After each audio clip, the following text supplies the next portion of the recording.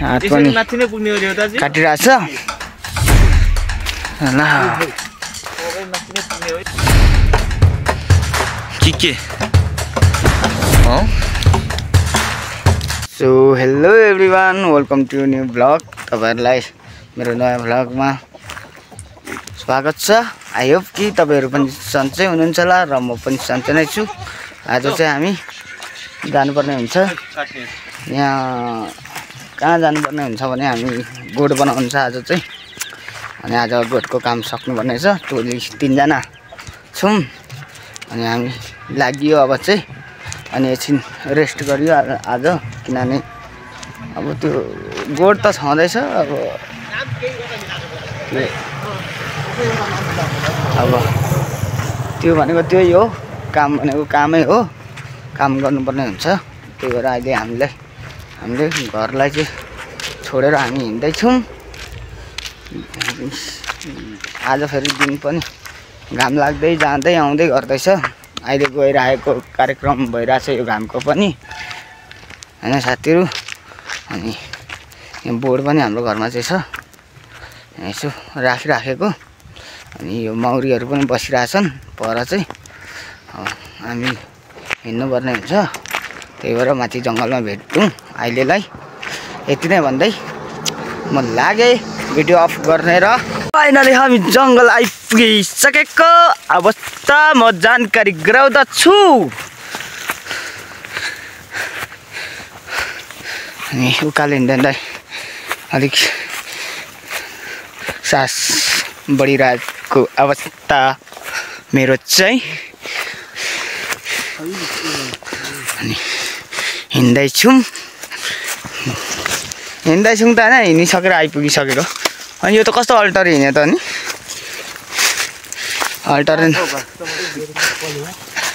मेरो त चप्पल छिनेको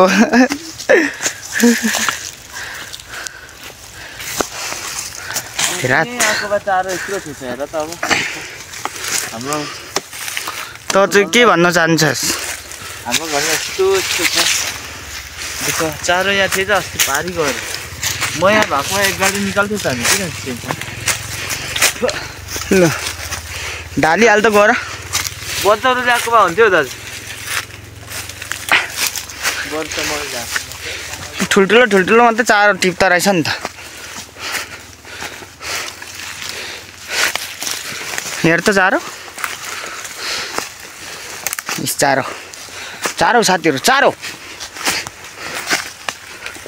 ल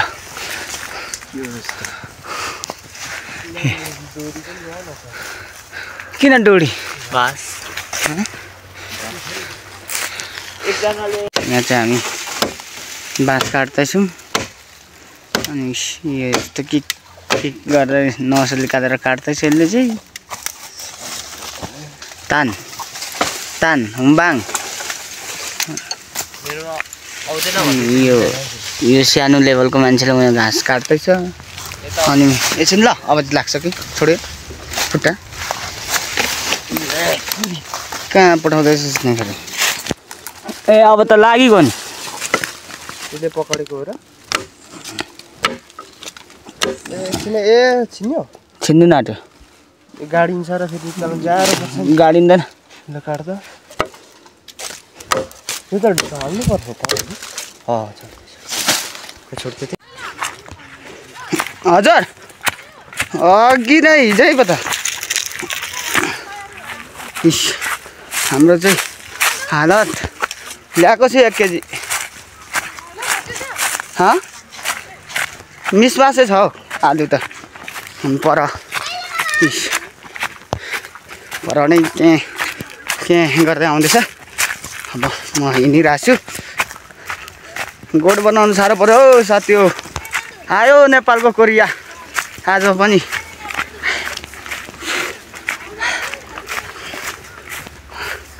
तर म हातले समात्नै पर्दैन क्या। माथि नै लानु यता फोर्न सजिलो हुन्छ त। यता फोर्न सजिलो हुन्छ र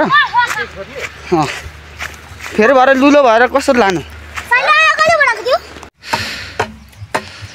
के तेरो मात्रै पो काम रहन्छ है। मेरोमा त होइन जम्मैको।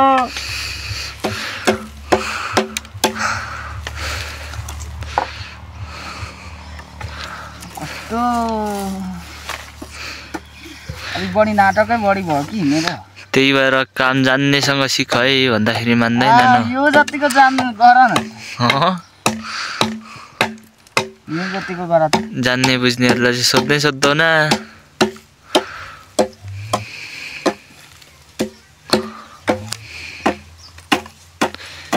खेली मात्रै राख ल।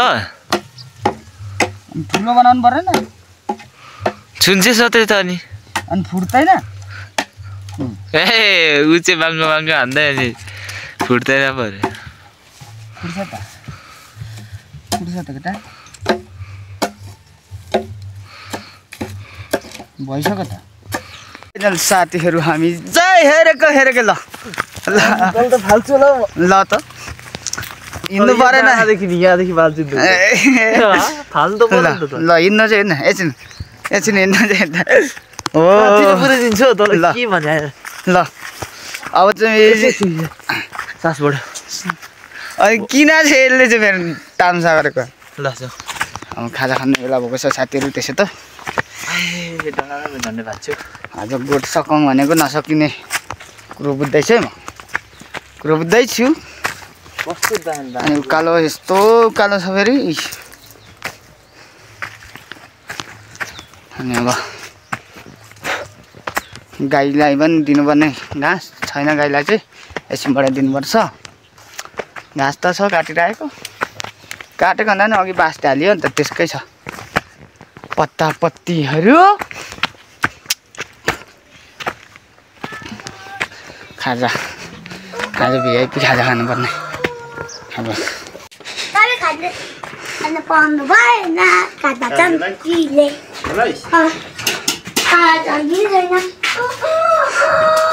मैले भेटेँ नि त भेटेकै हुन्छ नि फेरि।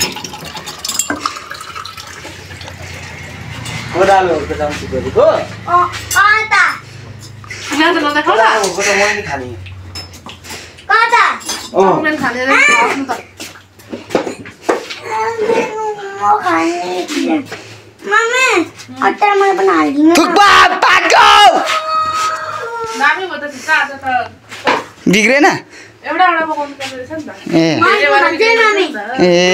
अनि अन्त यो फुलेको पनि छ क्या आजको। हेर्दै मिठो छ नि यो झोल त्यहाँ कुकरमा झोल। अनि हामीले चाहिँ खाजा सजाउने निलियो र फेरि लाग्यो कामतिर झ्याप्पसँगले। यहाँ आयो भने यसलाई म भाटाले भेट्छस् के गर्नु पढ्नु छोडेर। यहाँ तल तेरो कामै छैन त। अनि कुरो अब त्यस्तो छ। अब गोठ चित्रा बनिन्छ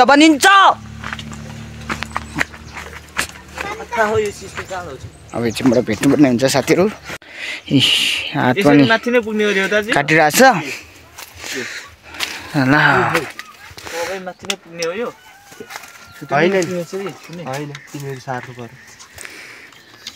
यसले चाहिँ फेरि साइजको काटेको छ क्या। यस्तो माथि पुग्ने बनाएको छ चित्र मेड फर। यसो नै बनाएको नि बनाउनु त यस्तै बनाउने नै भनेर मेरो ठुलो टार्गेट बिगारिदिएको छन् कि यिनीहरूले।